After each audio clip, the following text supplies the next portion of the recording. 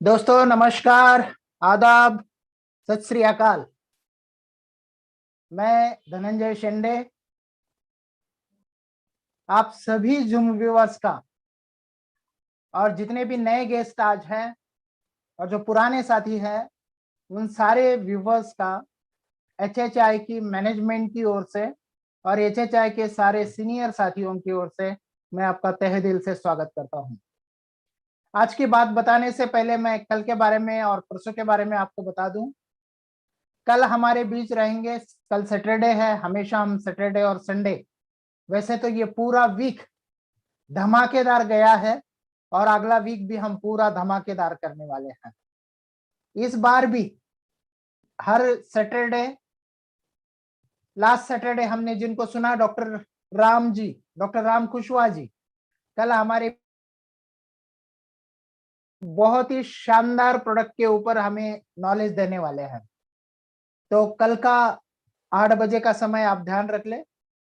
और परसों यानी संडे, हमेशा की तरह से ये भी संडे हम सुपर संडे मनाने जा रहे हैं। जितने भी लोगों को आप जूम के ऊपर परसों लाएंगे और आप भी पूरा प्रिपेयर माइंड से आ जाइए। परसों आपको सीखना है, एक इंटरनेशनल ट्रेनर संतोष सपकाल जी से आपको 2 घंटा सीखना है। इस कंडीशन में डायरेक्ट सेलिंग क्या है, हैप्पी हेल्थ इंडिया कैसे ग्रो कर रही है, और हम अगर इस एचएचआई के साथ काम करेंगे और पूरी ताकत के साथ 2 से 5 साल तक अगर लगातार लगन से लगे रहेंगे तो हम कहाँ होंगे। ये सारा एजुकेशन, उसके लिए क्या करना पड़ेगा, ये सारी बातें कल हम लोग प्रोफेशनल ट्रेनर से आपसे रूबरू करवाने वाले हैं।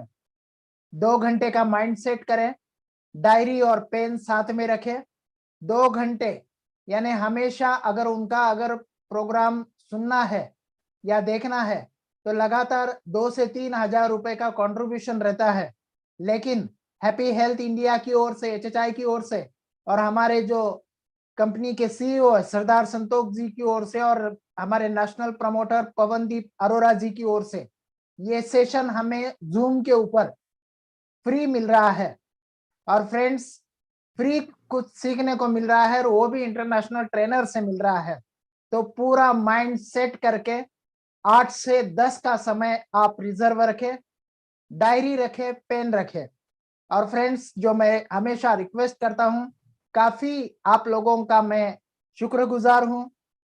मैं पिछले 2-3 4-5 दिन से देख रहा हूं लगातार बहुत सारे लोग जो ड्रेस कोड में है वही लोग कैमरा ऑन रख रहे हैं, सीटिंग अच्छी है वही लोग कैमरा रख रहे हैं। जो बिना कपड़े के हैं, जो गर्मियों में बिना कपड़े पहने हैं, वो कैमरा ऑफ कर रहे हैं। लेकिन आज भी अगर कोई ऐसा नया आदमी है जो कपड़े पहना हुआ नहीं है, अस्त व्यस्त है, कहीं बैठा है या कैमरे के ऊपर ठीक से नहीं लगता है, तो ऐसे लोगों से मेरी हाथ जोड़कर रिक्वेस्ट रहेंगी, कृपया आप आपका कैमरा बंद रखें। जो भी लोग ड्रेस कोड पे है, सही ड्रेस कोड में है, बैठे हैं, तो वो लोग कैमरा ऑन रख सकते हैं।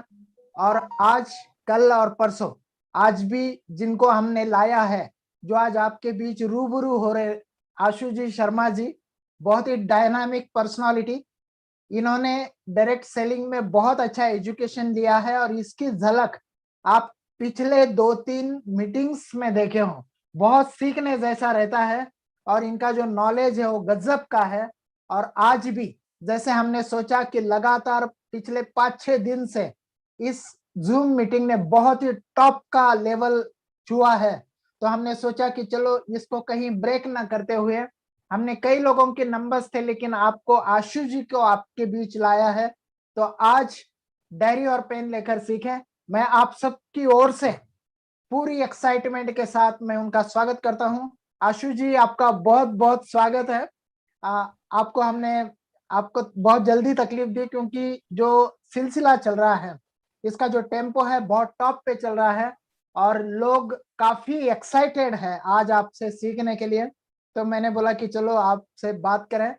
और अभी जो जुलाई में हमारा जो टारगेट है, क्योंकि हमारी अगस्त में एनिवर्सरी होती है तो सारी एग्जाम हमारी जुलाई में होती है, और इस साल थोड़ा सा कोरोना का सिचुएशन चल रहा है, तो हमें पूरा गाइड करें कि इस सिचुएशन में इस एनिवर्सरी को भी, 6ठी एनिवर्सरी को भी हम कामयाब बना दे और कई सारे लोगों को क्राउन अचीवर्स या क्राउन एम्बेसडर बनाए।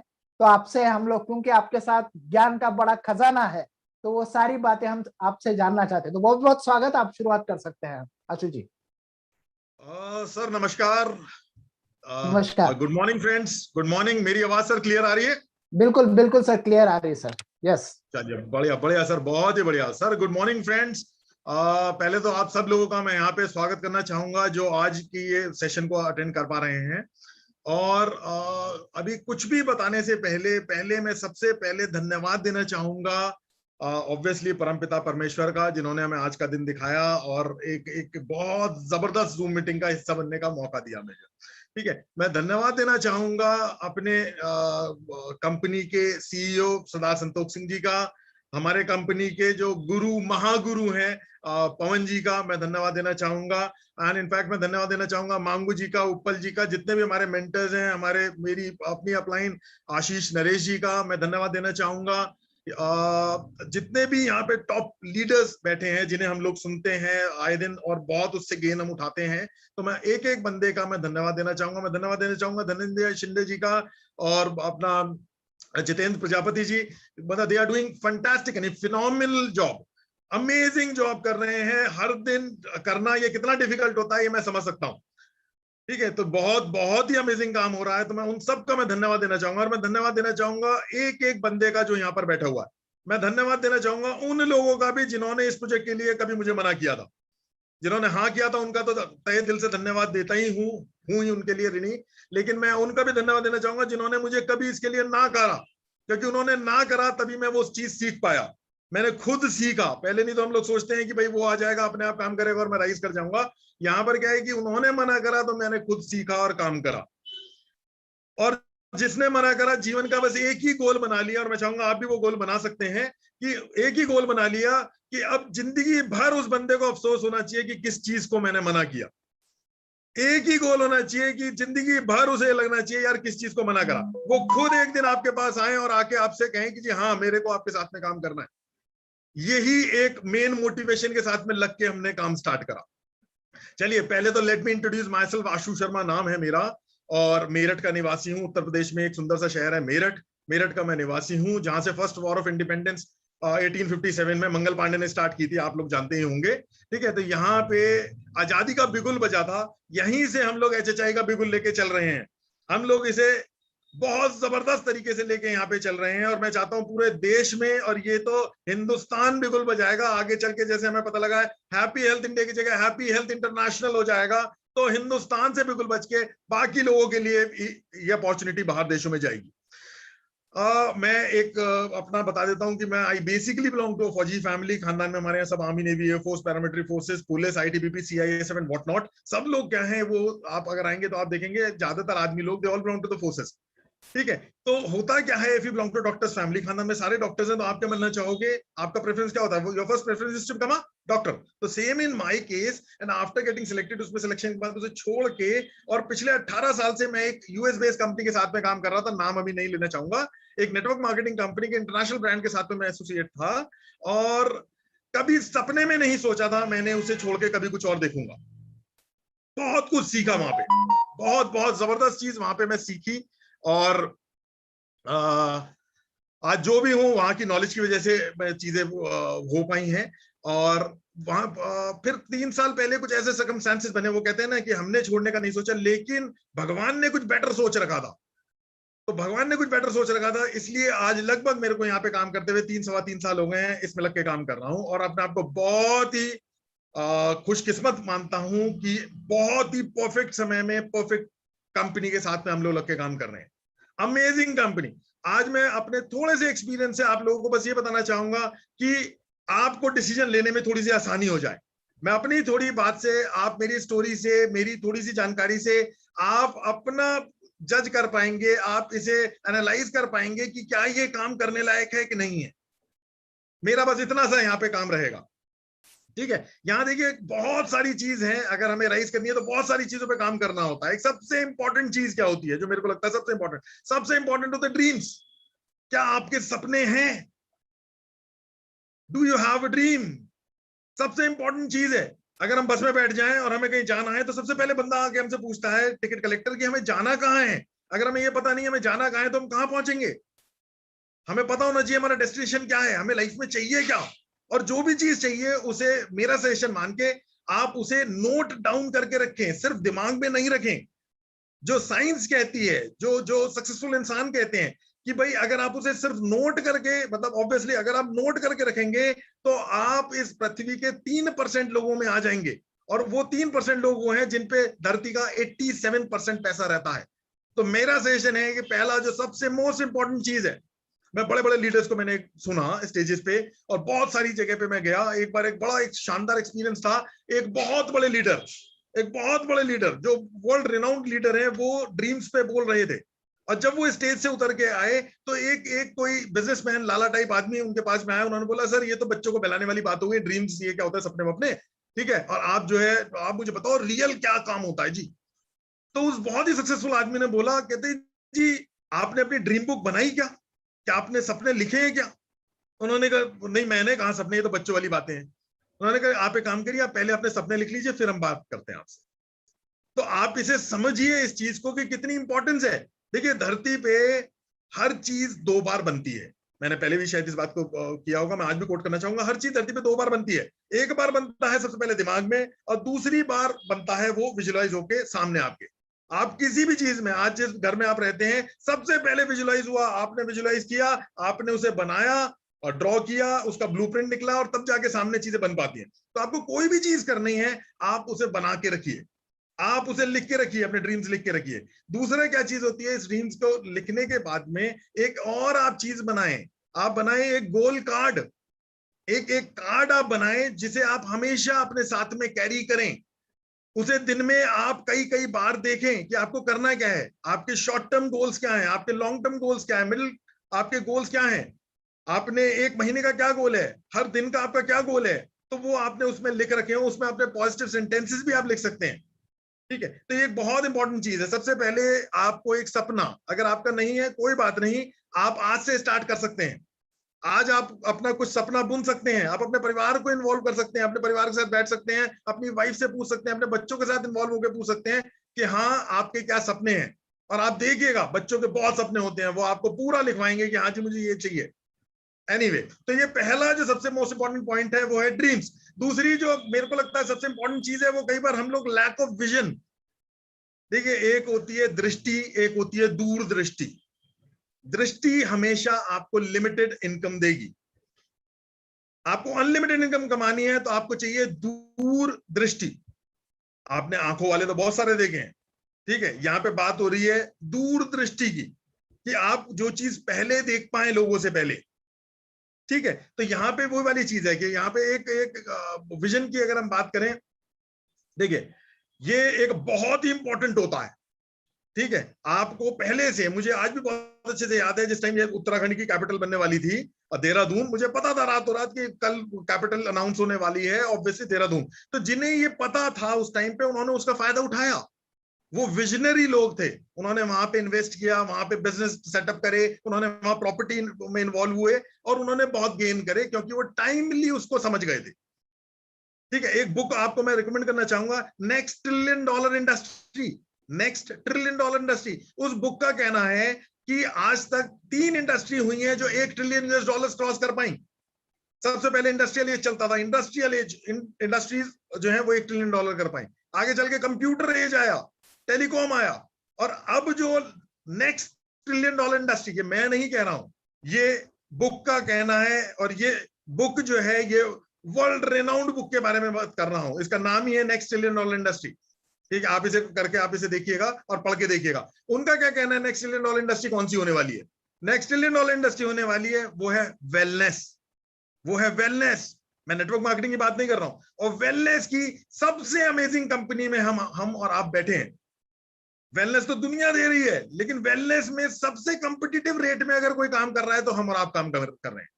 और जिस तरीके का प्रोडक्ट कंपनी ने अब लॉन्च करा है, मैं कह रहा हूं धमाल हो जाएगा, इतना बड़ा खेल होने वाला है कि आप इमेजिन नहीं कर सकते। एक ऐसा प्रोडक्ट जिसपे मतलब हमारे डॉक्टर ई शांडा ऑब्वियसली, जिन्होंने कनाडा में भी जाके आयुर्वेद की इतनी बड़ी ट्रेनिंग कर रखी है और कई साल उन्होंने इसमें अपना पूरी लाइफ लगाई है आयुर्वेद को लेके, और उन सबका ये कहना है कि आयुर्वेद में इससे ऊपर कुछ नहीं है। फ्रॉम हेड टू टो ऐसा प्रोडक्ट कंपनी ने लॉन्च करा है, ऑल इज वेल। मतलब मैं बता नहीं सकता इस कोरोना टाइम में, और हर इंसान के घर की चीज है, बहुत बड़ा तहलका हम लोग मचा सकते हैं। एनीवे, दूसरी चीज पे जो मैं आ रहा हूं वह होता है फोकस। कई बार लोग देखा है मैंने कि आपने गोल बना लिया, एक विजन हो गया, एक फोकस में कहीं ना कहीं लोग डाइवर्ट कर रहे होते हैं। देखिए, एक स्टोरी फोकस पे हमेशा ध्यान रहेगी। आज मैं थोड़ा जल्दी जल्दी चलूंगा, कहीं मेरे को थोड़ा सा टॉपिक कवर करना है, ठीक है? तो अगर कोई किसी को नहीं समझ में आया तो बाद में हम लोग बैठ के डिस्कस कर लेंगे। एनीवे, तो फोकस जो है ये बहुत ही इंपॉर्टेंट है। एक स्टोरी आपने हमेशा सुनी होगी, बचपन से हम लोग सुनते आए हैं कि अर्जुन होते हैं और अर्जुन के साथ द्रोणाचार्य होते हैं, ठीक है? द्रोणाचार्य देखना चाहते हैं कि इनमें भाई कौन किसका फोकस क्लियर है, ठीक है? तो उन्हें बैठाते हैं, एक लकड़ी की चिड़िया पेड़ पे टांग देते हैं, और वहां पे सारे होते हैं, सारे पांडव होते हैं, कौरव होते हैं, वहां पे दुर्योधन और दुशासन, और वहां पे जितने भी अपने युधिष्ठिर और भीम और अर्जुन और नकुल सहदेव सारे होते हैं, और वो कहते हैं सब निशाना लगाओ और आपको मारना है चिड़िया की आंख पे। तो सब निशाना लगाते हैं। तो वो पूछते हैं पहले, दुर्योधन ये बताओ आपको दिख क्या रहा है? दुर्योधन कहता है जी मेरे को पूरा वृक्ष दिख रहे हैं, मुझे चिड़िया दिख रही है वो, और मेरे को पेड़ पत्ते हिलते दिख रहे हैं, ब्रांचेस दिख रही हैं, और मेरे को वो चिड़िया और चिड़िया की आंख दिख रही है। कहते हैं ओके। फिर वो अर्जुन से पूछते हैं, अर्जुन तुम्हें क्या दिख रहा है? अर्जुन कहता है मेरे को सिर्फ चिड़िया की आंख दिख रही है। वो कहते हैं तीर चला दो, और वो तीर चलाता है। तीर कहां लगता है? चिड़िया की आंख में। देखिए, अगर आप जीवन में फोकस ही आपका जिस चीज पर रहेगा वही आपको मिलेगा। आपने फोकस प्रॉब्लम्स पे करेंगे तो you will get the problems. आप फोकस सिर्फ सॉल्यूशन पे रखेंगे, आपको सॉल्यूशंस ही मिलेंगे। ये बहुत ही इंपॉर्टेंट है, आपको वो मिलेगा जो आप ढूंढ रहे हो। मैं आपसे छोटा सा एग्जांपल पे बात करता हूं। मैं आपसे बोलता हूं आपके गली में मैं आपको कहता हूं चक्कर आप काट के आइए और मेरे को बताइए कितनी सफेद गाड़ियां खड़ी हैं। आई एम श्योर आप चक्कर काट के आएंगे और आप देख के मेरे को बताएंगे हमारी गली में ना 15 व्हाइट कार खड़ी हैं। और मैं आपसे पूछता हूं नहीं नहीं यार आप ये बताओ रेड कितनी खड़ी थी? रेड यार वो तो मैंने गिनी नहीं। आपका फोकस कहां था? आपका फोकस था व्हाइट कार पे। मैं अभी आप सब लोगों से पूछना चाहूंगा, आप जिस मोबाइल पे इस टाइम अभी आप देख पा रहे हैं, किस कलर की स्क्रीन है आपकी? जरा देखिए आप किस कलर की स्क्रीन है। आप देख लिया होगा आपने किस कलर की स्क्रीन है। अब मैं आपसे पूछना चाहूंगा इस टाइम वैसे आपने टाइम देखा क्या? आप में से बहुत से लोगों ने शायद टाइम नहीं देखा होगा कि स्क्रीन के ऊपर टाइम जो चल रहा है वो क्या टाइम है। ये है फोकस। आपको वही दिखता है जिस पे आप फोकस करते हैं, ठीक है? तो ये एक बड़ा एक इंपॉर्टेंट लेसन है। एक और चीज बहुत इंपॉर्टेंट है, वो है आपकी स्ट्रॉन्ग विल पावर। आपकी क्या विल पावर आपकी स्ट्रॉन्ग है? देखिए, इस पे छोटी सी कहानी मैं बताना चाहूंगा। ये मेरी स्टोरी है, मेरी लाइफ की स्टोरी है। हमारे फादर ऑब्वियसली बहुत ही स्ट्रिक्ट थे, ठीक है, क्योंकि फौजी रहे और वो सब ऑब्वियसली स्ट्रिक्टनेस तो घर में रही है। और इनफैक्ट मुझे लगता है उस टाइम के फादर जो हैं वो इतने फ्रैंक होते ही नहीं थे। चाहे मेरी उम्र के जितने भी लोग होंगे उनके फादर्स वगैरह जिनके बात करूंगा, पेरेंट्स वगैरह बहुत ही स्ट्रिक्ट होते थे। आज की तारीख में तो आप किसी बच्चे को ऑब्वियसली टीचर अगर हम कोई काम नहीं करते थे और पेरेंट टीचर मीटिंग में फादर को जाना पड़ जाए तो फादर बोलते थे खाल उधेड़ देना इसकी, इसके हाथ पैर तोड़ देना, लेकिन कामयाब बनाना है। और आज क्या होता है, टीचर अगर एक थप्पड़ मार दे बच्चे को तो हमारे ही पेरेंट्स वगैरह जो ऑब्वियसली जो आज के पेरेंट्स हैं वो टीचर पे हावी हो जाते हैं कि आपने मेरे बच्चे पे हाथ कैसे लगा दिया। तो मैं बता रहा हूँ उस टाइम के पेरेंट्स थोड़ा सा स्ट्रिक्ट होते ही थे, और शायद उसकी बदौलत ही आज हम जैसे हैं वैसे हैं, ठीक है? एनीवे, वो उस टाइम क्या वक्त की वही डिमांड थी। तो हुआ क्या मेरे साथ में, मैं अपना बता रहा हूँ, जिस टाइम में कॉलेज टाइम में था, मैंने अपना 12th पास कर लिया, उस टाइम में कॉलेज टाइम में मैं था और कॉलेज में पढ़ते थे हम लोग। तो होता क्या था, हमारे पास उस टाइम कार नहीं होती थी, हमारे पास एक स्कूटर होता था, ठीक है, और वो पापा का होता था, ठीक है। और उस स्कूटर पे मतलब कई बार क्या होता था, मैं उस स्कूटर को लेके ऑब्वियसली चलाना तो आता ही था और मैं लेके चल दिया, ठीक है। और ऐसा अक्सर हुआ कि मैं स्कूटर लाके घुमा के घूम के फिर के दोस्तों के साथ आके जब मैंने स्कूटर खड़ा कर दिया, उसके बाद पता चला फादर एक दिन बाद या उसी दिन फादर लेके निकले और एक्सीडेंटली उसका जो है पेट्रोल खत्म हो गया। ये मैं बात बता रहा हूँ 97-98 की, ठीक है, 1997-98, जिस टाइम मेरा ग्रेजुएशन का टाइम चल रहा था। तो फादर आए, यार कौन लेके गया था स्कूटर, और पता लगता है यार आशु लेके गया था स्कूटर, ठीक है। तो ये होता था यार तुम बताया क्यों नहीं तुमने मेरे को, अगर लेके गए थे तो मेरे को बताना चाहिए था, कम से कम मैं उसमें तेल डला लेता, और मैंने उसे देखा नहीं और उसका तेल खत्म हुआ, तो मेरे को भी थोड़ा गिल्टी फीलिंग हुआ। मैंने कहा ठीक है ठीक है ठीक है। ऐसा 2-3 बार हुआ, तो मेरे को 2-3 बार उन्होंने मेरे को बोला, ठीक है, तो मैं बोलता था ठीक है अब नहीं, मैं चलाऊंगा ही नहीं, मैं चलाऊंगा ही नहीं, अब तो इसे छूंगा ही नहीं, ठीक है। उसके बाद क्या हुआ कि जब मैंने ठान लिया कि ठीक है मैं नहीं चलाऊंगा, तो जनरली क्या होता है हमारे साथ, हमारा कोई ना कोई दोस्त आ जाता है, दोस्त आके कहता है कि भाई सब, अरे यार चल मेरे को वहां पे फटाफट से काम है, स्कूटर निकाल अपना, ठीक है। और मैं यार चलाता नहीं हूँ, मैंने मना कर दिया है पापा को। और कहता है ऐसी तैसी में गए, तू पहले निकाल स्कूटर, बाद में बात करेंगे, ठीक है। तो अब कुछ समझ में आता नहीं था, वापस स्कूटर निकाला, फिर चल दिया, और फिर लाके मैंने खड़ा करा, और फिर वही काम हो गया कि उसका तेल खत्म हुआ। तो ऐसा कई बार हुआ, और मैं हमेशा पापा से बोलता था, मैंने कहा कि अब नहीं चलाऊंगा, अब नहीं चलाऊंगा, ठीक है। तो ऐसा ही कई बार हुआ, पापा कहते अरे कितनी बार तूने बोला अब नहीं चलाऊंगा, फिर तू चला ही लेता है, ठीक है। तो एक पर्टिकुलर टाइम ऐसा हुआ, दिसंबर का टाइम चल रहा था, 1 जनवरी आया, और मैंने उससे 1-2 दिन पहले ऐसा कुछ काम हुआ होगा, और मैंने ठान लिया अब चाहे कुछ हो जाए, अब चाहे कुछ हो जाए, मैं स्कूटर नहीं चलाऊंगा, मैं स्कूटर नहीं चलाऊंगा। और मैंने ये ठान लिया था, ठीक है, तो ठान लिया था। अब इसका क्या परिणाम हुआ, थोड़ा उस पर चलते हैं। हुआ क्या है कि हमारे यहाँ क्या है कि early morning, obviously morning walk की आदत थी, तो मैं घूमने जाता था, और पापा को क्या है अपना ऑफिस जाना होता था, ऑफिस उस टाइम आउट ऑफ स्टेशन था, दिल्ली जाना पड़ता था उन्हें। तो अब जाने के लिए क्या होता था, कई बार यहाँ से बस पकड़नी होती थी, मैं बात कर रहा हूँ 97-98।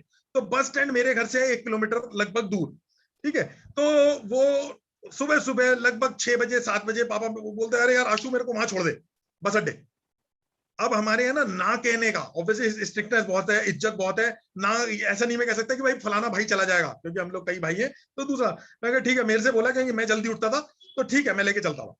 फादर स्कूटर चलाते थे, और वहां पे बस अड्डे पे जाके वो स्कूटर को रोकते थे, और मैं उन्हें दिखाते हुए, जबकि ऑब्वियसली उन पे टाइम नहीं होता, ऑब्वियसली उन्हें बस पकड़नी है, तो वो जल्दीबाजी में होते थे, मैं स्कूटर को वहीं स्विच ऑफ कर देता था, और वहां से पैदल लेके 1 किलोमीटर वापस घर लेके आता था। मैंने स्कूटर नहीं चलाया, ठीक है। ऐसा 1 बार 2 बार 5 बार 10 बार हुआ। कई बार क्या होता था, वहां पे बस नहीं होती थी, या बस कैंसिल हो जाती थी, या बस लेट होके चली जाती थी, तो पापा कहते यार यार वो ट्रेन पे मेरे को छोड़ दे, स्टेशन छोड़ दे मेरे को। तो ऐसा कम से कम मैं बता दूं आपको, 10 बार मेरे को स्टेशन में छोड़ने गया। स्टेशन लगभग मेरे घर से 5 से 6 किलोमीटर दूर है। जैसे ही फादर लेके चलते थे, जैसे ही वो उतरते थे, मैं स्कूटर उनके आंखों के सामने ही बंद करना चाहता था कि वो देखें कि मैंने बंद करा, लेकिन वो जल्दी में होते थे, वो चले जाते थे, और मैं स्कूटर बंद करता था, और मैं वो 5 से 6 किलोमीटर पैदल ही लेके आता था। मैंने स्कूटर में किक नहीं मारी, क्योंकि मैंने ठान लिया था। ऐसा कई दिन चला, कई दिन चला, बहुत दिन चला, ठीक है। उसके बाद में कई दिन बाद कई लोगों ने पापा को बोला कि यार तुम्हारा जो है रोज पेट्रोल खत्म हो जाता है क्या, वो बेटा रोज पैदल लेके आ रहा होता है। तब उन्हें ये बात पता लगी कि अरे यार, वो मेरे से पूछा उन्होंने, मैंने कहा मैं तो चलाया ही नहीं, ठीक है। तब उन्हें इस बात का पता लगा कि मैं उन्हें छोड़ के आने के बाद जब भी जहां भी छोड़ता हूं, मैं स्विच ऑफ कर देता हूं और पैदल वापस लेके आता हूं, ठीक है। तो मैं बस ये बताना चाहूंगा, उन्होंने मुझसे बोला यार अगर तू ही पैदल लेके आएगा इससे बढ़िया तो मैं ही पैदल चला जाऊं, ठीक है। तो मुझे बहुत गिल्टी फीलिंग हुई। उन्होंने फिर उसके बाद मेरे को कहना मना कर दिया, वो दूसरे भाई को कहते थे चल तू मेरे साथ में लेके चल, तू मुझे लेके चल, ठीक है। लेकिन मैं सिर्फ इसका क्रक्स ये बताना चाहूंगा कि उस पूरे साल में मैंने स्कूटर नहीं चलाया था, पूरे साल नहीं चलाया। अगले साल 1 जनवरी को ही मैंने स्कूटर उनका दोबारा छुआ, 1 साल बाद, ठीक है। क्योंकि ऑब्वियसली वो मेरे को भी अनकंफर्टेबल था कि फादर को थोड़ा अजीब लगता था कि मैं नहीं कर पाता था उनके कुछ काम, ठीक है। लेकिन मैं दूसरी बात जो बताना चाह रहा हूं वो ये है कि जब वो डेथ बेड पे थे, जब उनका तबीयत काफी खराब थी फादर की, तो उन्होंने मेरे को बुलाया अपने पास में और मेरे से बोला इस बात को कि यार तू बहुत जिद्दी रहा है, तू बहुत जिद्दी रहा है, ठीक है। और ये जो जिद है ये 2 काम करती है, या तो आपको बहुत राइज कराएगी जीवन में, या आपका बेड़ा गर्क कर देगी, ठीक है। तो इसे जब भी अपने करना, इसे प्रोडक्टिव करना अपने यूज के लिए, क्योंकि ये बहुत अच्छी चीज भी है और बहुत खराब चीज भी है। तो मैं आपसे बस यही बताना चाहूंगा कि देखिए जिद्दी जिद्दी इंसान जो है वो इतिहास रचते हैं, ठीक है। बाकी इंटेलिजेंट तो बाद में वो इतिहास पढ़ते हैं, जो जिद्दी जो पागल इंसान होता है ना, इतिहास तो वही रचता है। तो यहां पर क्या आप में वो जिद है? क्या आप में वो बात है, जुनून जो राइज करने वालों के लिए चाहिए होता है? हमारे आरबी में कहा जाता है do you have it in you, क्या आप में वो बात है? ठीक है, तो यहाँ ये एक बड़ा एक इंपॉर्टेंट लेसन है। ठीक है, अच्छा एक चीज और मैं बताना चाहूंगा, क्या लगता है आपको, आपको क्या लगता है कितने लोग चाहिए होते हैं राइज करने के लिए? यहाँ पर आपको बहुत राइज करना है, आपको यहाँ क्राउन जाना है, आपको बहुत राइज करना है, क्राउन एम्बेसडर जाना है, बहुत लाखों रुपए महीना कमाने, कितने लोग चाहिए होते हैं राइज करने के लिए? कई लोग बोलेंगे भाई साहब बहुत लोग चाहिए होते हैं, हजारों लोग चाहिए होते हैं। कई लोग बोलेंगे जो पुराने होंगे कि सर क्राउन जाना है तो 8 आदमी चाहिए होते हैं। और मैं आपसे कहूंगा भाई साहब कोई नहीं चाहिए होता, सिर्फ एक आदमी चाहिए होता है जिसमें जुनून हो। और वो आदमी कौन है? वो आदमी हो आप। जिस दिन आप ठान लेते हो, जिस दिन आप डिसाइड कर लेते हो, वो आदमी कौन है? वो आदमी वो है जो शीशे में आपको नजर आता है जब आप शीशा देखते हैं। ठीक है, तो वो है। तो क्या आप वो आदमी है? ठीक है, क्या आप में वो जुनून है? क्या आप में वो बात है? ठीक है, तो ये एक बहुत एक इंपॉर्टेंट बात है। ठीक है, यहां पे एक बहुत इंपॉर्टेंट बात जो मेरे को आज ध्यान में आई, मैंने कहा आपसे बैठ के डिस्कस करूंगा। देखिए होता क्या है, यहाँ पावर ऑफ एसोसिएशन, इसके बारे में मैंने कई बार बात भी करी है, पावर ऑफ एसोसिएशन। ठीक है, अगर आपके if you can't change people around you, अपने आसपास के पीपल, आप लोगों को चेंज नहीं कर सकते, तो उनकी विचारधारा चेंज कर दीजिए। If you can't change people around you, change people around you. अगर आप अपने नकारात्मक लोगों के बीच में बैठते हैं, या तो उनको नकारात्मक से उन्हें सकारात्मक सोच पे लेके आइए, या फिर उन आदमियों से आप परे हो जाइए, दूसरे आदमी ढूंढ लीजिए अपने पास में। ठीक, एक इस पे छोटी सी एग्जांपल मैं बताना चाहूंगा। मेरे एक बहुत ही क्लोज मित्र जो बचपन से मेरे साथ में रहे हैं, मैं पता नहीं कभी आपसे कोट किया नहीं किया इस एग्जांपल को। एक बार सच्ची घटना, वो मेरे पास में आए, उनकी तभी तभी नौकरी चली गई थी, बहुत ही परेशान चल रहे थे, बहुत ही परेशान। उनकी शादी हो रखी है, 2 बच्चे हैं उनके, और मेरे बड़े क्लोज हैं, हर दूसरे दिन मेरी बात होती है उनसे वैसे। ठीक है, तो उनका क्या हुआ कि उनकी नौकरी चली गई, छटपटा रहे थे, बहुत परेशान चल रहे थे। भाई ऑब्वियसली ये आज की बात नहीं है, आज से लगभग 5-7 साल पहले की बात बता रहा हूँ आपको। लाख रुपए महीना बंदे को मिल रहा हो जॉब से, और एकदम से जॉब चली जाए। ठीक है, तो बहुत बहुत अनकंफर्टेबल हो रहा था उनके लिए, ईएमआईज भी थी, बहुत सारी बातें थी।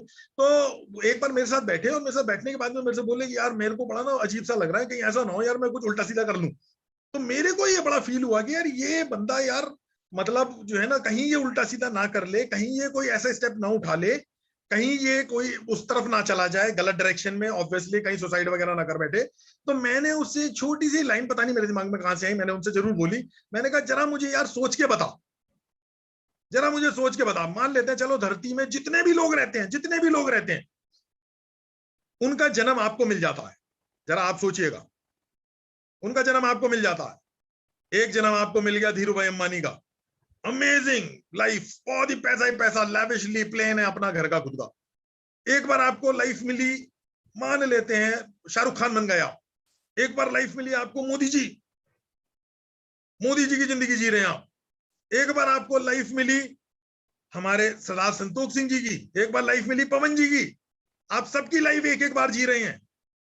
ठीक है, और एक बार आपको लाइफ, आपको समझिए इस चीज को, एक बार लाइफ वो भी मिलेगी जो सड़क पे भिखारी बैठा है, जो परेशान चल रहा है, जिसके पास पैसा नहीं है, जिसके पास बहुत बुरे हाल चल रहे हैं पूरी जिंदगी। एक लाइफ आपको वो भी मिलेगी जिसमें पूरी जिंदगी आपकी आंखें नहीं होंगी, आप पूरी जिंदगी अंधे बितानी पड़ेगी।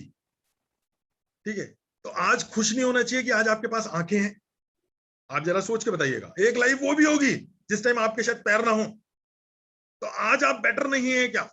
आज आपकी सिचुएशन, आप 50% बेटर हाफ में नहीं है क्या? आप मुझे जरा सोच के बताइएगा।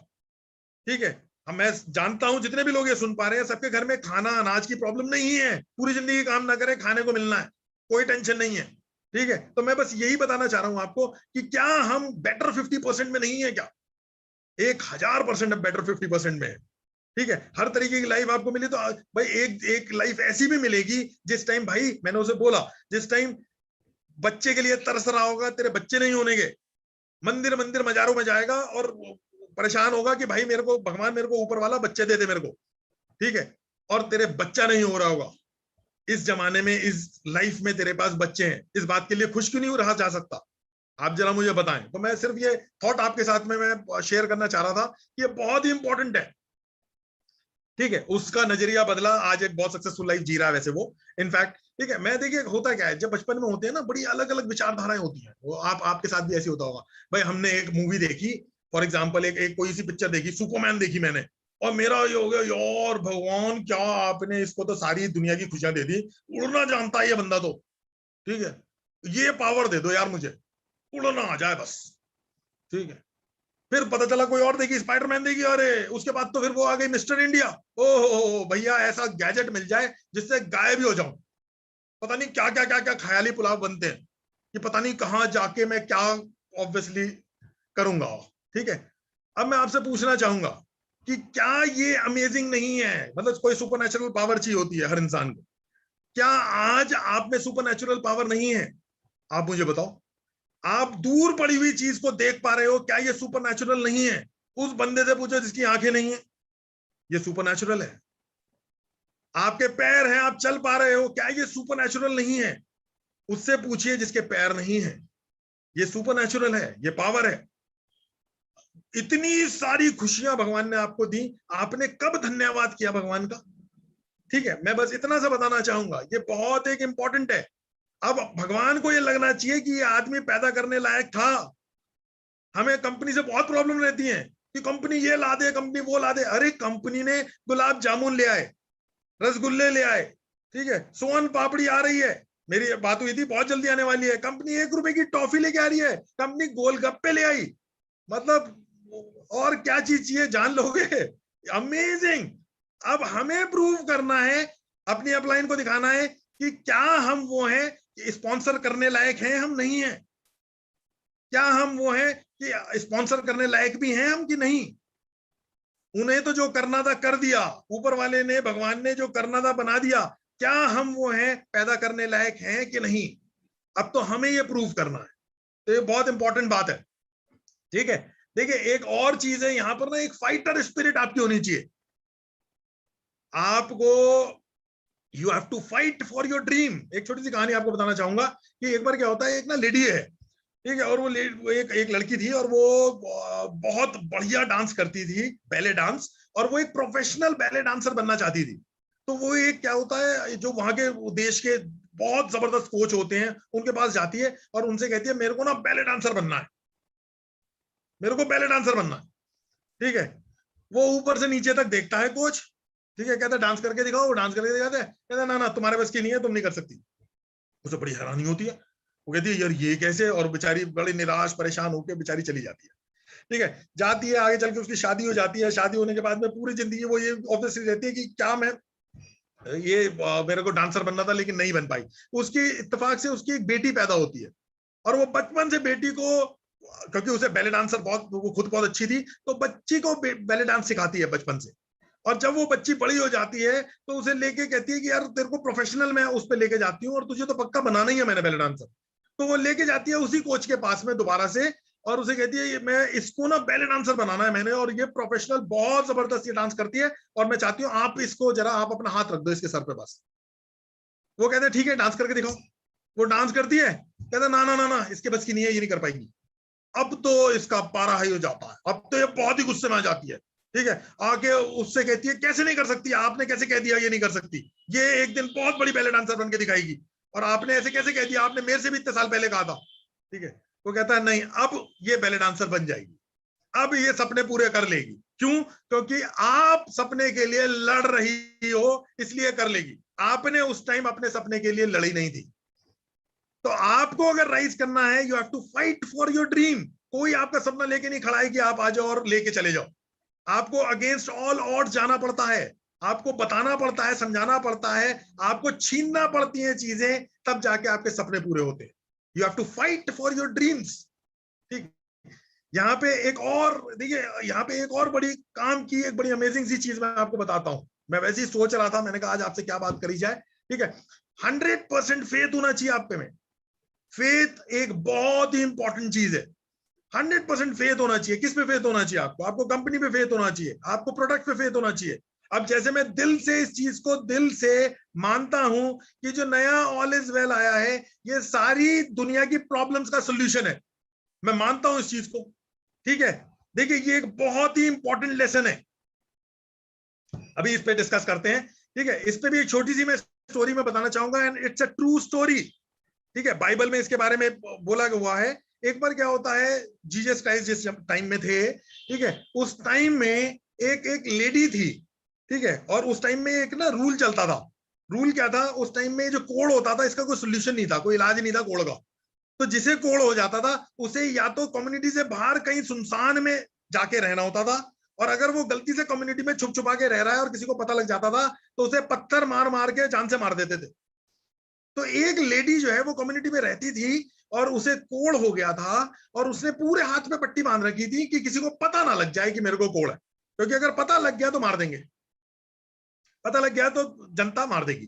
तो अब यहाँ पे करती क्या है, उसे पता लगता है कि जीसस क्राइस्ट, भगवान स्वयं, वो आ रहे हैं और वो पर्टिकुलर जगह से निकल के जाना है। ये स्टोरी मैं आपको थोड़ा बताता हूँ। ये हुआ क्या, आज से कुछ साल पहले की बात है, और मैं कभी ऐसा होता नहीं है, सुबह सुबह मेरी 3-3:30 बजे आंख खुल गई, ठीक है, और 3-3:30 बजे आंख खुल के मैंने टीवी ऑन कर लिया था, और टीवी पे ना एक प्रीस्ट ये स्टोरी सुना रहे थे। जनरली कभी ऐसा होता नहीं 3-3:30 बजे मैं उठ जाऊं, और उठ भी जाऊं तो ऐसा नहीं होता कि 3-3:30 बजे टीवी खोल लूं, और ऐसा नहीं होता कि टीवी खोलने के बाद में मैं कोई प्रवचन ऑब्वियसली सुनूं, बहुत ही रेयर केस है। तो बहुत ही अल्टीमेट केस था कि उस दिन पता नहीं मैं किस मूड में रहूंगा कि वहां प्रीस्ट बोल रहे थे, और मेरे को प्रीस्ट बहुत ही अमेजिंग लग रहे थे जिस तरीके से वो वर्णन कर रहे थे, जो कहीं विदेश से थे, कहीं बाहर से होंगे, ठीक है। तो वो इंग्लिश में सारी कन्वर्सेशन थी। तो उन्होंने बताया, कहते कि जीसस क्राइस्ट जो है उस कम्युनिटी से निकलते जा रहे थे, और Jesus Christ like Amitabh Bachchan, like Michael Jackson, उनके तो चारों तरफ हजारों लोग, भीड़ चल रही है। अब ये लेडी को अपने दिल में इसके ये फेथ होता है कि अगर मैं जीसस क्राइस्ट को सिर्फ छू भी पाई तो मेरा ये जो कोड़ है ये ठीक हो जाएगा। ये फेथ उसका इतना स्ट्रांग होता है कि अगर मैं छू भी ली अपने हाथ से मैंने जीसस क्राइस्ट को, तो मेरा ये जो कोड़ है ये ठीक हो जाएगा। तो वो क्या करती है, अब दो होती है, देखिए बात, अगर उसे जीसस क्राइस्ट को छूना है तो वो 100 हजारों लोगों के बीच में उसे अपने वो पट्टी उतार के जाना पड़ेगा, और अगर वो ठीक नहीं होती है तो कम्युनिटी को पता लग गया इसे कोड़ है, ऑब्वियसली पट्टी उतार के छुएगी ना, तो पत्थर मार मार के इसको मार दिया जाएगा। इसके कितनी बड़ी चुनौती है इसके आगे। अगर ये पकड़ी गई, ऑब्वियसली नहीं छू पाती है, तो इसे जान से जब गंवानी पड़ेगी अपनी। तो होता क्या है, ये जाती है, बस्ती बचाती है, और वो कपड़ा हटाती हुई जाती है। जिनने बाइबल पढ़ी होगी वो ज्यादा अच्छे से जानते होंगे, मैंने सिर्फ लेक्चर आज से कुछ साल पहले सुना था। उन्होंने जाते हुए वो जीसस क्राइस्ट को तो नहीं छू पाती, लेकिन उनका जो पीछे जो वो होता है, जो उनका चोगा होता है, जो उनका जो जो उन्होंने पहन रखी होती है ड्रेस, जो लंबी सी ड्रेस होती है, वो उसको हाथ लगा देती है, और जैसे ही हाथ लगाती है उसका वो कोड़ ठीक हो जाता है। उसी सेकंड, उसी पल में उसकी सारी जो प्रॉब्लम थी वो ठीक हो जाती है। और जैसे ही वो छूती है, जीसस क्राइस्ट पीछे मुड़ के कहते हैं, किसी ने मेरे को बड़े विश्वास से छुआ, किसी ने मेरे को अभी अभी बड़े विश्वास से छुआ, ठीक है। मैं आपको बस ये कहना चाह रहा हूं, 100% फेथ आपको 100% रिजल्ट देता है। क्या आपको कंपनी पे 100% फेथ है? क्या आपको अपनी अपलाइन पे 100% फेथ है? अगर आपको अपने 100% फेथ अपनी अपलाइन पे है, मेरा वादा है आपकी अपलाइन आपकी पीठ नहीं लगने देगी। आपको निराशा का सामना नहीं करना पड़ेगा अगर आपको 100% फेथ है, ठीक है। तो ये एक बहुत इंपॉर्टेंट लेसन है। एक सबसे इंपॉर्टेंट चीज जो मैं अभी बात करना चाहूंगा, क्या लगता है, मैंने सौयों लोगों से ये बात का डिस्कस किया है कि क्या वो एक पर्टिकुलर पॉइंट है जो सबसे ज्यादा इंपॉर्टेंट है किसी भी सफल इंसान होने को। बहुत सफल लोगों को मैंने सुना, उनसे पर्सनली पूछा, क्या सबसे इंपॉर्टेंट क्या चीज है जिसकी वजह से बदौलत आप सफल हुए। किसी ने, मतलब बहुत लोगों से सुने, कई बार लोग सोचते हैं हार्डवर्क अच्छी बात है, बहुत बढ़िया बात है, लेकिन अगर सिंगल एक पॉइंट की बात करूं मैं, हार्डवर्क एक पॉइंट हो सकता है, लेकिन मैं सिर्फ एक सिंगल पॉइंट की बात कर रहा हूं, ठीक है, तो वो हार्डवर्क नहीं है। अच्छी बात है हार्डवर्क होना, बहुत बढ़िया बात है, ठीक है। पॉजिटिव एटीट्यूड, बहुत बढ़िया बात है पॉजिटिव एटीट्यूड, लेकिन जो मैं एक पॉइंट कहना चाह रहा हूं वो सबसे ज्यादा इंपॉर्टेंट है। ऐसे बहुत सारे रिजल्ट आए, बहुत सोचने के बाद में सिर्फ एक चीज निकल के आई। आप हजारों लाखों लोगों को सुनोगे जो नेटवर्किंग में बहुत बड़ा काम किया है, वो आती है परसिस्टेंस, कंसिस्टेंसी।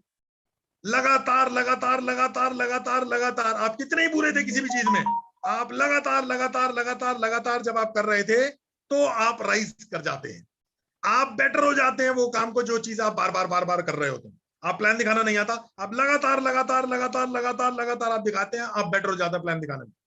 आप किताब नहीं पढ़ना चाहते हो, मैं हमेशा कहता हूं if you want to lead you have to read. तो आप जब पढ़ना शुरू करते हो, आप लगातार लगातार लगातार लगातार करते हैं, आप बेटर हो जाते हो हर चीज में। तो ये जो सबसे इंपॉर्टेंट चीज है, ये है परसिस्टेंस।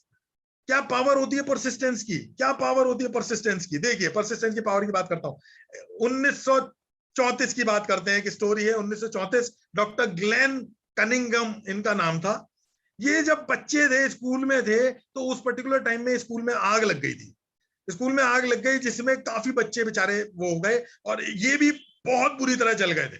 बहुत बुरी तरह जलने का मतलब है कि सर्वाइवल ही मुश्किल था। और सर्वाइव इन्होंने कर भी लिया, तो इनका पेट से नीचे का हिस्सा बहुत, इनकी टांग बिल्कुल हड्डी ही रह गई थी, सब जल चुके थे। ये जीवन में कभी चलने का इनका नहीं था, कभी चलना इनका डॉक्टर ने मना कर दिया, कभी नहीं चल पाए। ठीक है, ये लगभग 1.5 साल बाद हॉस्पिटल से अपने वहां पहुंचे, बच्चा ही था अभी, अपने घर पहुंचे। घर पहुंचने के बाद में इनका बहुत बड़ा जज्बा था, इनको 100% फेथ था, इनका बहुत बड़ा जज्बा था कि भाई मेरे को चलना है, कुछ भी है मेरे को चलना है। ठीक है, आप इनकी स्टोरी पढ़ सकते हैं, सब अवेलेबल है गूगल पे। तो इन्होंने क्या करा, ये व्हील चेयर पे थे। व्हील चेयर पे जिस टाइम घर में कोई नहीं होता था, इनकी मदर कहीं और चली गई होती थी, व्हील चेयर लेके जाते थे और बरामदे में जहां पे घास होती थी वहां पे अपने को गिरा लेते थे, और फिर रेंगते हुए, पैर बिल्कुल जैसे मृत, क्रिपल होता है बंदा, क्रिपल होते हैं, पैर काम नहीं करते, तो हाथ के बल पे इन्होंने चल के आगे जाके जो फेंसिंग होती है, जो इनके पार्क की, गार्डन की, जो इनके घर का फेंसिंग थी, उस फेंसिंग पे इन्होंने जाली पकड़ पकड़ के अपने को खड़ा किया। बहुत डिफिकल्ट टाइम, बहुत जबरदस्त। उसके बाद इन्होंने धीरे धीरे धीरे धीरे एक एक एक एक डेलिब्रेट स्टेप लिया, एक एक पैर धीरे धीरे धीरे बेबी स्टेप्स लेने की कोशिश करी। अब ये धीरे धीरे हर दिन इस काम को करने लगे, हर दिन करते रहे, हर दिन करते रहे, हर दिन करते रहे। कई साल निकल गए ये काम करते हुए। लगभग 10 साल बाद इनमें इतनी हिम्मत आई कि अब ये खुद उठते थे अपने बेड से, और उठने के बाद में खुद चलते थे स्टिक की मदद से, जो बंदा कभी नहीं चल सकता था। डॉक्टर्स के लिए, दुनिया के लिए अपने आप में चमत्कार था। आगे चल के क्या हुआ कि इन्होंने चलने के बाद फास्ट चलने की आदत डाली, फास्ट चलने के बाद में दौड़ने की आदत डाली, और दौड़ने के बाद में इन्होंने काफी रेस जीती। और 1934 में इन्होंने एक दौड़ लगाई, एक रेस लगाई, और 1 मील इन्होंने जो रेस कवर करी, उस 1934 से पहले फास्टेस्ट वर्ल्ड रिकॉर्ड इन्होंने कायम किया। ये वो बंदा जिसकी टांग, अगर कोई नॉर्मल बंदा कभी उठ भी नहीं पाता बेड से, ये कैसे कर पाए? परसिस्टेंस, रोज उसके एफर्ट करते रहे, रोज करते रहे, इससे इस काबिल ये बन पाए। ऐसे ही एक बड़ी एग्जांपल आपको मैं देना चाहूंगा, जो एक बहुत ही आपको अमेजिंग लगेगा। ये है चाइनीज बैम्बू ट्री। आपने पता नहीं इसके बारे में सुना कि नहीं सुना? चाइनीज बैम्बू ट्री, चाइना में एक बैम्बू ट्री होता है। क्या खास बात होती है इस बैम्बू ट्री में? इस बैम्बू ट्री में एक खास बात ये होती है कि ये, इसका बीज बहुत सख्त होता है। इसके बीज को जमीन में डाल देते हैं और उस पर पानी डालते रहते हैं। ठीक है, जो किसान इस पे पानी डाल रहा होता है 6 महीने, मतलब ऑब्वियसली 1 दिन, 2 दिन, 10 दिन, महीना, 2 महीना, 3 महीना, 6 महीना पानी डालते रहते हैं, लेकिन इसमें वो नहीं आता। क्या कहते हैं, पानी डालने के बाद में कोई ऊपर जमीन के ऊपर कुछ भी नजर नहीं आ रहा होता, जमीन के ऊपर कुछ भी नजर नहीं आ रहा होता। फिर ये परसिस्टेंस, आप उसमें पानी डालते रहो, डालते रहो, डालते रहो, 1 साल बीत जाता है, ऐसे ही 2 साल हो जाते हैं, ऊपर एक कुछ भी नजर नहीं आता, जमीन बिल्कुल ब्लैंक दिखती है। 3 साल निकल जाते हैं, कुछ नजर नहीं आता। 4 साल, 5 साल, 5 साल तक ऊपर एक पत्ता भी नहीं आता, जमीन जैसी होती है वैसी रहती है। ठीक है, 5 साल बाद जब कंटिन्यूस इसमें काम किया जाता है, उसके बाद ये निकलता है ऊपर। और सबसे अमेजिंग बात यह है कि ये 5 हफ्ते के अंदर 90 फीट तक हो जाता है। 5 हफ्ते में 90 फीट का पेड़ हो जाता है, 90 फीट का बैम्बू हो जाता है। 90 फीट, 90 फीट, मतलब ये कहा जाता है कि एक दिन में ये 3 फीट तक बढ़ जाता है। एक दिन में 3 फीट। इस पे अगर आप कान लगाते हैं तो इसके बढ़ने की आवाज सुनाई देती है आपको। इससे क्या समझ में आया? मॉरल ऑफ द स्टोरी क्या है? मॉरल ऑफ द स्टोरी ये है कि 1 दिन, 2 दिन, 4 दिन, 6 दिन काम करने से काम नहीं होता। नींव बनने में हमेशा टाइम लगता है। कोई बिल्डिंग बन रही होती है, मैक्सिमम टाइम उसकी नींव बनने में लगता है। काफी टाइम नींव बनने में लगता है, बाद में तो सिर्फ स्ट्रक्चर खड़ा करना होता है। तो यहां पर भी वही है कि नींव आप बना रहे हैं, आपको टाइम लगेगा थोड़ा सा, रातों रात काम नहीं होता, और जिस चीज में रातों रात पैसा आ जाए वो इलीगली होगी, 100% श्योर। तो जो रातों रात पैसा देने वाली चीज है उससे जरा बच के रहें, ठीक है। तो ये एक बहुत इंपॉर्टेंट चीज है, तो आप उसमें करें, आप अपने बिजनेस में कंटिन्यूअस काम करते रहेंगे तो वो एक दिन ऐसा रिजल्ट देगा, लोग अप्रोच करेंगे कि हमें आपके साथ में काम करना है। एक और बहुत एक इंपॉर्टेंट स्टोरी है, देखिए कंटिन्यूअस एक्शन की बात कर रहा हूं मैं। अमेजोन रिवर के बारे में कितने लोगों ने सुना है? अमेजोन रिवर, अमेजोन रिवर इस धरती की, पृथ्वी की सबसे बड़ी नदी है, सबसे बड़ी, ठीक है। अमेजोन रिवर दुनिया की सबसे बड़ी रिवर है, और जहां से वो स्टार्ट होती है ना, जरा वहां पे जाके अगर हम देखते हैं, आप देखिए उसको, वो जहां से स्टार्ट होती है तो वो एक एक बूंद गिर रही होती है, एक एक बूंद, और एक बूंद और उसके बाद दूसरी बूंद गिरने में 8 सेकंड का अंतर होता है। 8 सेकंड, 8 सेकंड्स, एक बूंद गिरी, उसके 8 सेकंड बाद दूसरी बूंद गिरी, और आगे चल के दुनिया की सबसे बड़ी नदी बनती है वो अमेजोन रिवर। ऐसा क्यों होता है? क्योंकि वो हजारों हजारों हजारों हजारों साल से वो एक एक बूंद गिरी चली आ रही है, बिना नॉन स्टॉप गिरी चली आ रही है, गिरी चली आ रही है। हमने कितनी बार इस बात को सुना है कि एक एक ड्रॉप गिर रही होती है, अगर किसी चट्टान पे भी, तो वो उस चट्टान को तोड़ देती है। अगर एक एक ड्रॉप गिर रही होती है, उस चट्टान को क्रैक आ जाता है, चट्टान टूट जाती है। ये पावर होती है कंटिन्यूअस एक्शन की। तो आपको कितना ही ना करें, वन मोर टाइम, एक बार और, एक बार और, एक बार और, आप कितने लोग गिराने की कोशिश करें, एक बार और उठो, एक बार और उठना है, एक बार और उठना है, एक बार और जीतना है, ठीक है। तो ये सबसे इंपॉर्टेंट चीज है। एक और इस पे आगे चलते हैं हम लोग। देखिए जो सबसे इंपॉर्टेंट चीज जो एक और मैं देख पाया हूं, जो आज के टाइम में जरूर आपको जानना चाहिए, वो है ब्रेन पावर। सबसे इंपॉर्टेंट चीज है माइंड पावर। सबसे इंपॉर्टेंट चीज आज के टाइम में जो है वो है, देखिए सबसे शक्तिशाली चीज क्या है? आपका दिमाग। आपका दिमाग, मैं आपको दो एक एग्जांपल दूंगा, उससे आप शायद इस बात को समझ पाएंगे, ठीक है। दिमाग ने ही सब कुछ क्रिएट करा है। आपने आज तक जो भी, मैं कई बार इस बात को सोचता हूं, कई बार आशीष जी भी जानते हैं इस चीज को, कई बार मैं डिस्कस करता हूं, जब धरती पे इंसान पैदा हुआ होगा तो क्या होगा? सिर्फ जमीन थी, पेड़ थे, कुछ भी नहीं था, पत्थर थे, चट्टान थे, नदियां थी। ये जो कार चल रही है, ये जो टेबल है, ये जो कपड़े हैं, सब इंसान ने बनाया। कहां से बना? दिमाग से। कुछ भी चीज है, ये जो पंखा चल रहा है, एसी चल रहा है, फैन चल रहा है, आपके जितनी भी चीज चल रही है, कार चल रही है, जो भी चल रहा है, ये सब किसने बनाया? इंसान ने, दिमाग ने, ठीक है। तो सबसे इंपॉर्टेंट चीज, जो पावरफुल चीज है, वो है आपका दिमाग, ठीक है। अब इसको आप प्रोडक्टिव कैसे लेते हैं, वो इंपॉर्टेंट चीज है क्या? एक एग्जांपल से बात करते हैं। देखिए एक क्या था, एक किसी देश में एक बंदे को मृत्यु दंड दे दिया जाता है। उसके काम ऐसे होंगे कि उनको सजा होती है फांसी की सजा। तो डॉक्टर्स कहते हैं नहीं, हमें इस पे ना रिसर्च करनी है, इन्हें फांसी की सजा नहीं दी जाए, हम बताएंगे इन्हें कैसे मारना है, ठीक है। वो डिसाइड करते हैं कि हम इसे ना कोबरा से डसवाएंगे और उस पर हमें कुछ रिसर्च करनी है। तो वो कहती है गवर्नमेंट कि हाँ ठीक है, कोई बात नहीं, इन्हें तो मरना ही है, आपको जैसे रिसर्च करनी है आप कर लीजिए। तो वो क्या करते हैं, वहां पे सामने एक टीवी, उसे एक कमरे में कर देते हैं, उसे बांध देते हैं, हाथ पर बांध देते हैं, और सामने टीवी चल रहा होता है, टीवी पे कोबरा दिखा रहे होते हैं, और पूरा वो दिखा रहे होते हैं कि कोबरा कैसे आता है और कैसे अपने शिकार को मार देता है। तो ये सब चीज चल रही होती है। इसके बाद में क्या होता है कि अंदर वो देख रहा होता है बंदा, जो क्रिमिनल होता है, कि सामने से वो एक कोबरा को लेके आते हैं कमरे में। अब उसे पता था कि उसकी मृत्यु निश्चित है, आके कोबरा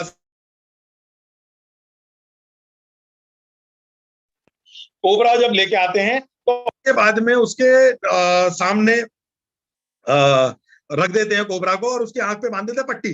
पट्टी बांधने के बाद में क्या करते हैं, कोबरा को तो ले जाते हैं, तो सुई चुबा देते हैं उसको, और वो थोड़ी देर में तड़प के वो बंदा जो है थोड़ी देर में मर जाता है। जब उसकी पोस्टमार्टम करते हैं तो उसमें यह पाया गया कि वही कोबरा का जहर इसके अंदर मिला। अब ये कोबरा का जहर इसके अंदर कहां से आ गया था?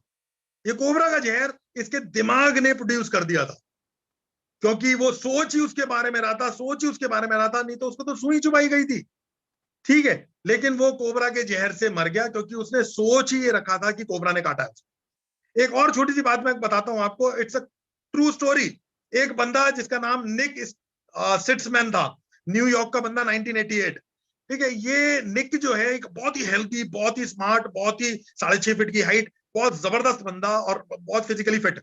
हुआ क्या, एक बार ये जिस जगह काम करता था वहां पे कोल्ड स्टोरेज थे, और कोल्ड स्टोरेज में ये कुछ काम करने को अंदर गया, और कोल्ड स्टोरेज का गलती से दरवाजा बंद हो जाता है, और जैसे ही दरवाजा बंद होता है वहां पे सायरन बज जाता है, ऑफिस क्लोज, सारे लोग चले जाते हैं ऑफिस से, और ये कोल्ड स्टोरेज में ये खूब खटखटाता है, खूब शोर मचाता है, लेकिन बाहर नहीं निकल पा रहा होता वहां से।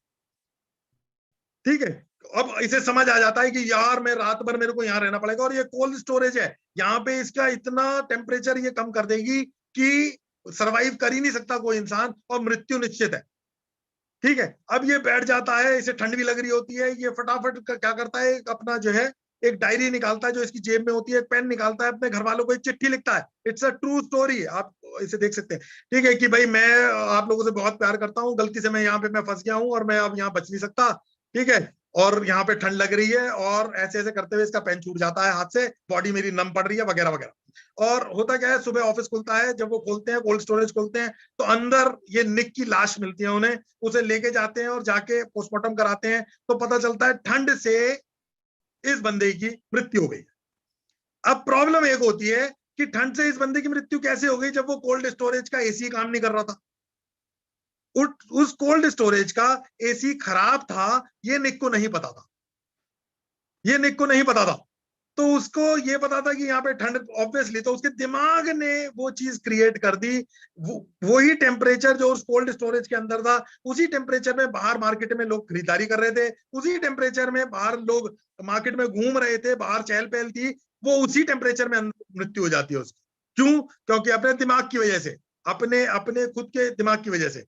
तो यहां पर भी मैं एक बात करना चाहूंगा, अभी पिछले 2 दिन पहले हमारे बीच में ये राजमोहन काले सर थे, बहुत ही अमेजिंग चीज उन्होंने बातें करी। मैं बहुत बड़ा फैन हूं उनका, बहुत जबरदस्त, उनका हमेशा लेक्चर बहुत जबरदस्त रहता है। ठीक है, उन्होंने एक बात बोली और उससे मैं बड़ा रिलेट करता हूं, मैं आपसे वही बात करना चाह रहा हूं। देखिए, इस पर्टिकुलर टाइम में कोरोना चल रहा है, और ये मेरा पर्सनली मानना है, आप हम कोई भी इससे बच नहीं सकता, आप इससे नहीं कोई भी बच सकता। आप सोच के देखिए ना, उन्होंने एग्जाम्पल दिया, अमिताभ बच्चन है, सचिन तेंदुलकर, ठीक है, अमित शाह जी, आप योगी आदित्यनाथ जी, ठीक है, इतने बड़े बड़े लोग, और पता नहीं कितने बड़े बड़े लोग जो 10 दरवाजों के पीछे रहते हैं, ठीक है, जिनसे मिलने के लिए पता नहीं कैसे मिला जा सकता होगा उनसे पर्सनली। आप जरा समझ के देखिए, सोच के देखिए, जब उन इंसान को कोरोना हो सकता है, तो हम आप एक आम इंसान की क्या बात है। अगर इससे बचना है तो आपको अपनी इम्यूनिटी बढ़ानी पड़ेगी, और इम्यूनिटी का प्रोडक्ट कंपनी ने दे ही दिया है। और सबसे इंपॉर्टेंट चीज है, अपने दिमाग को कूल रखना पड़ेगा, दिमाग से ये चीजें निकालनी पड़ेंगी। ठीक है, दिमाग को कूल रखना पड़ेगा। आपकी उम्र जो है वो 100 साल से ज्यादा है, 100% आपको दिमाग में डालना पड़ेगा। ठीक है, अभी लैक ऑफ टाइम में ज्यादा उसमें नहीं जा रहा हूं, लेकिन अपनी बात करते हुए 2 बातों के साथ में अपनी बात को खत्म करूंगा। ठीक है, एक तो जो सबसे इंपॉर्टेंट चीज है, देखिए इस एग्जाम्पल को हमने कई बार कोट करा है, आज भी जरूर कोट करेंगे, रॉजर बेनिस्टर। देखिए 1950s तक लोगों का सबका अनुमान यह था कि एक मील जो है वो 4 मिनट से पहले कोई नहीं दौड़ सकता, और किसी ने कोशिश भी करी ना, हार्ट पंप ऐसा होगा, दिल का दौरा पड़ सकता है, आदमी मृत्यु हो सकती है। ठीक है, तो ये बड़ा एक इंपॉर्टेंट वो था कि 1 मील की यात्रा जो है वो 4 मिनट से पहले कोई भी नहीं कर सकता है। ठीक है, लेकिन रॉजर बेनिस्टर जो कि 1954 में उसने खूब कोशिश करी और दौड़े भाई करे, और 3 मिनट 59.4 सेकंड्स में उन्होंने 1 मील यात्रा पूरी करी। मैं आज ये क्यों बता रहा हूं, जरा उसे समझ लेते हैं हम लोग। उससे पहले धरती पे किसी भी इंसान ने 1 मील तब तक नहीं की थी। ठीक है, इन्होंने कर दी, और सबसे अमेजिंग बात पता है इसमें क्या है, सबसे अमेजिंग बात यह है, सिर्फ 46 दिन के अंदर ये एक वर्ल्ड रिकॉर्ड बना था इनका। 46 दिन के अंदर एक बंदे ने इनका वर्ल्ड रिकॉर्ड भी तोड़ दिया, जो कभी भी नहीं दौड़ हुई थी। 46 दिन में, मात्र 46 दिन में, क्योंकि एक बंदे ने करके दिखा दिया, इसलिए वो कर दिया। और आज तक 4500 लोग इसको कर चुके हैं पार, 1 मील को 4 मिनट से पहले। आज तो ओलंपिक में अगर कोई जाते हैं तो स्टैंडर्ड ही है सबसे पहले। ठीक है, मैं सिर्फ ये बताना चाहता हूं, हमारे और आपके भी टाइम पे, इसी टाइम पे, इस कोरोना काल में घर में बैठे हुए ही एक इंसान ने क्राउन एम्बेसडरशिप कर ली, and I am so proud of him. मेरी अपलाइन आशीष नरेश जी, कमाल कर दिया, कमाल कर दिया। इस पर्टिकुलर टाइम में क्राउन एम्बेसडरशिप निकाली, एक बंदे ने कर दी, करके दिखाया कि हो सकता है, इस टाइम में भी किया जा सकता है। तो हम और आप भी लग के कर सकते हैं, हम भी कर सकते हैं इस चीज को। आपको ठानना है, हारना नहीं है। कहते हैं winners never quit, quitters never win. जीतने वाले छोड़ते नहीं, छोड़ने वाले कभी जीतते नहीं है। ठीक है, बस अब अपनी बात को खत्म करते हुए, क्योंकि लैक ऑफ टाइम, एक गाने के साथ मैं आज अपनी बात खत्म करना चाहूंगा। एक गाना मैं आपको डेडिकेट करना चाहूंगा, एक गाने के साथ मैं बात खत्म करनी चाहूंगा। ये गाना मेरा बड़ा फेवरेट है। इसकी पहले तो एक लाइन ऐसे चलती है जो बिना म्यूजिक के चलती है, जरा उसको बात करते हैं। दिल ना उम्मीद ही तो नहीं, नाकाम ही तो है, लंबी है गम की शाम, मगर शाम ही तो है। ये सफर बहुत है कठिन, मगर ना उदास हो मेरे हम सफर। ये सफर बहुत है कठिन, मगर ना उदास हो मेरे हम सफर।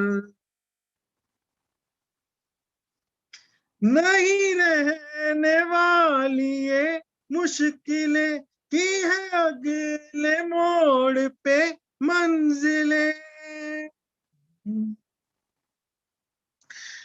नहीं रहने वाली ये मुश्किलें के है अगले मोड़ पे मंजिलें। मेरी बात का तू यकीन कर, मेरी बात का तू यकीन कर, ना उदास हो मेरे हम सफर। ये सफर बहुत है कठिन, मगर ना उदास हो मेरे हम सफर। ये सितम की रात है, ढलने को है अंधेरा गम का पिघलने को। ये सितम की रात है, ढलने को है अंधेरा गम का पिघलने को। जरा देर इसमें लगे अगर,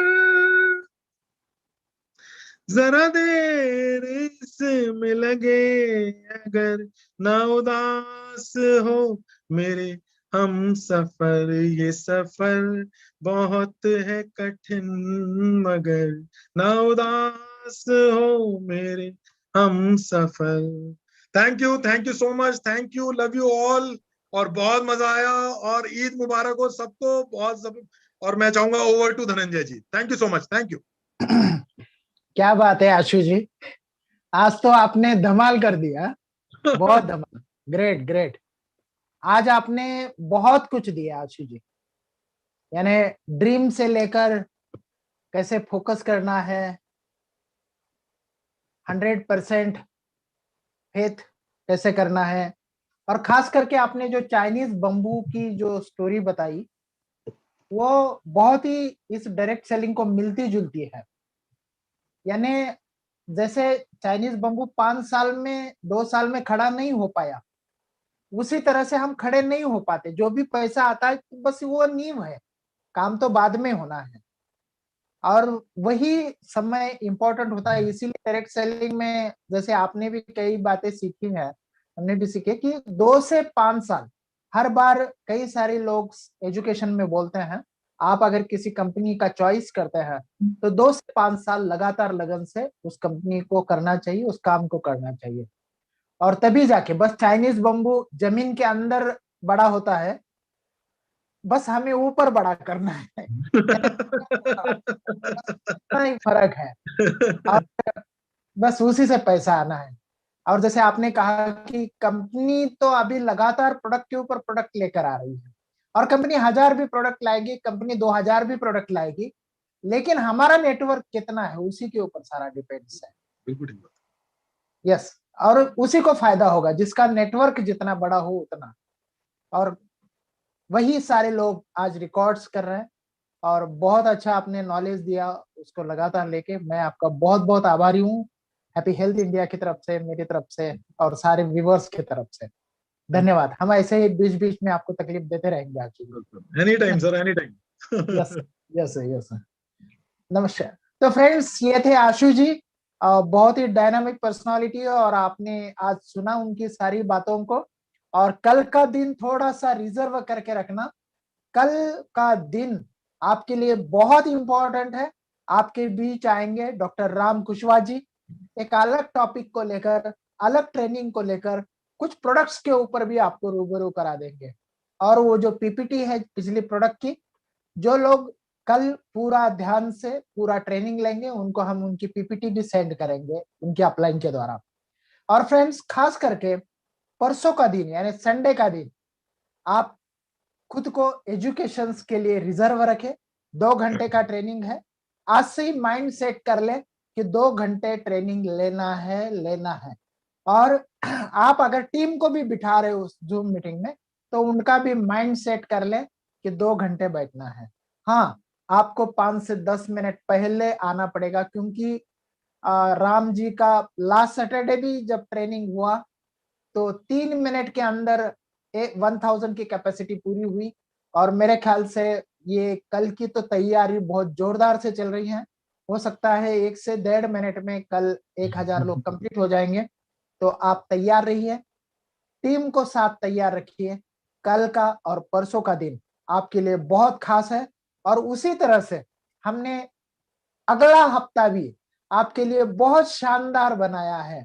अगले संडे की मैं बात करूं, डायनामिक पर्सनालिटी मांगू जी शर्मा जी, है ना, बहुत ही शानदार पर्सनालिटी अगले संडे को हम लेकर आ रहे हैं। और उसके अगले संडे को वापिस हम पवन अरोरा जी को आपके बीच लेकर आ रहे हैं। यानी कि आप सोच सकते हैं हम कितनी तैयारी जोरदार तरीके से कर रहे हैं।